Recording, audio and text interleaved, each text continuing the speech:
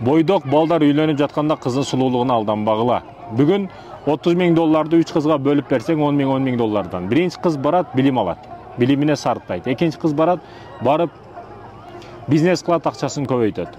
Биринчиси билим алды, экинчиси акчасын көбөйтүп бизнес кылды, үчүнчүсү не кылат? 10 000 долларды өзүнө сарптайт. Лак алат, помада кылат, жасама фигураларды койдурат, айтор ошентип өзүнө сарптайт. Кийин үчөөнү тең тургузуп алып танда дегениңде кимди тандайт баягы бойдок? Өкүнүчтүүсү азыркы коомдо биздин жаштарыбыз көбүнчө үчүнчүсүн тандап атат да. Биринчисин, экинчисин эмес. Үчүнчүсүн тандап калгандыгы мени өкүндүрүп атат. Кайгыга салып атат. Ошо жумшак илектери, жумшак фигурасы сен алдап койбосун. Анын ичинде кандай каттуулук бар экендигин сезбейсиң сен. Ал турмуштан кийин башталат. Качан кыйынчылык башыңа доңк деп удаарлар келгенде билинет. Бүгүн башыңа кичине иш түштө досторуң алдында калбайт, туугандарың таштап кетип атат. Ал аял деген ал орчундуу маселе ошондуктан.